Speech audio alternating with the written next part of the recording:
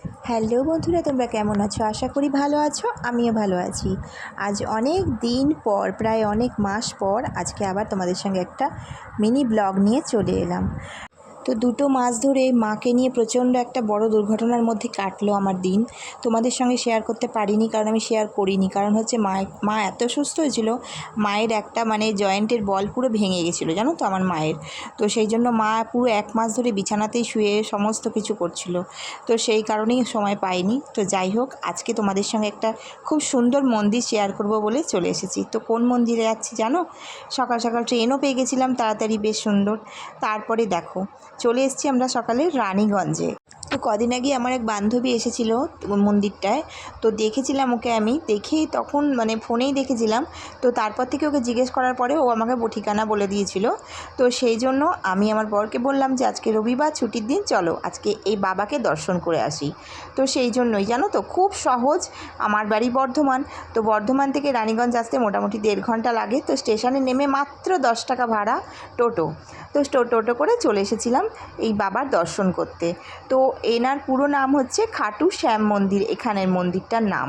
তো এত অপূর্ব মন্দির, মনে হচ্ছে দেখে যে এটা যেন কোনো বাইরের মন্দির। দেখো, তোমরাও নিশ্চয়ই অনেকেই বুঝতে পারবে দেখে কত সুন্দর লাগছে মন্দিরটা, দেখতে পেরেছো?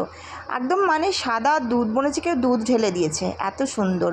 তো বাবার মূর্তি দেখে তো ভেতরে ঢুকে তো চোখ একদম অপূর্ব সুন্দর, রূপ বাবার, কি বলবো। বাবার শুধু মস্তক আছে, আর বাকি অংশটা বাবার নেই, কারণ এটা একটা স্টোরি আছে যেটা এখন এত শর্ট ভিডিওর মধ্যে আমি বলতে পারছি না।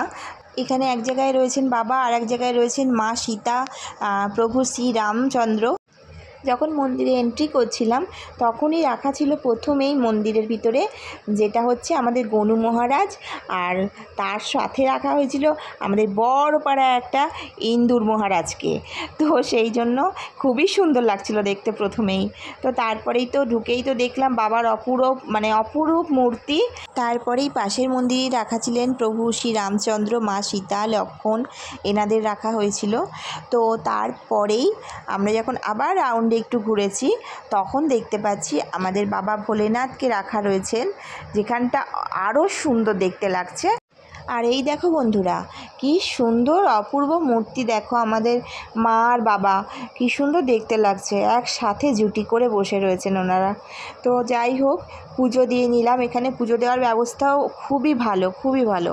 তো পুজো দিয়ে নিলাম, তারপরে একটুখানি ফটো তোলায় একটু বিজি হয়ে গেছিলাম। এত সুন্দর জায়গা, সেখানে যদি দুটো ফটোই না তুলি, ভিডিও না করি, তাহলে কি ভালো লাগে বলো? তো সেই কারণে ওখানেই বসেছিলাম। আর ঠান্ডা শীতকাল, যেহেতু এখন পুরো শীত নেই, একটু ঠান্ডা আছে, আর তারপরে রোদটা পড়েছে, তো এখানটা খুব ভালো লাগছিল বসতে।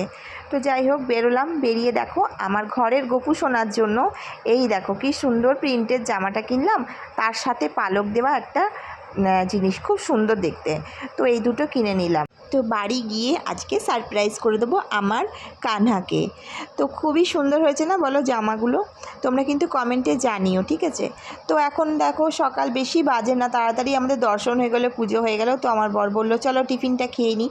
তো এইখানে জানো তো কচুরিও ছিল, কিন্তু এটা কচুরি নয়, এটা অন্যরকম, খাস্তা কচুরির মতন। এই রকম লুচির মতন, লুচিও নয়, সে যেমন লিট্টি হয় ওই রকম টাইপের, একটু ফোলা ফোলা ছিল। দেখো কি সুন্দর ফেটে যাচ্ছে, ভিতরে আবার পুরে ভর্তি। তো আলুর তরকারির সঙ্গে এটা দিয়েছিল একদম গরম গরম। তো আমি বিশেষ কচুরি একটা পছন্দ করি না, কিন্তু কি করব, এখানে তো খাবার সেরকম দেখছিই না কিচ্ছু, সব জায়গায় শুধু কচুরি। তা আবার রাস্তার মধ্যে ভাজছে, ভালো লাগছিল না, ধুলোবালি পড়ছিল, তাই জন্য এইটা পেলাম। একটু ঘরের মতন ছিল, দোকানের ভিতর ঢুকে এই দুটোই খেলাম। তারপরে খেয়ে নিলাম 1 কাপ গরম গরম চা। তো হঠাৎ করে এত সুন্দর একটা দর্শন হবে বাবার, ভাবতে পারিনি। এমন একটা সুন্দর জায়গাও আমাদের বাড়ির এত কাছে রয়েছে। তো যাই হোক, হয়ে গেল দর্শন। এবার এখন ট্রেন আসার পালা, ট্রেন আসবে, সোজা বাড়ি চলে যাব। যতটা পারলাম তোমাদের সঙ্গে শেয়ার করলাম। তোমরা যদি পারো বাবার দর্শন করতে, যে যেখান থেকে পারো এসো, খুব ভালো লাগবে। তো আজকের মতো আসি বন্ধুরা, টাটা।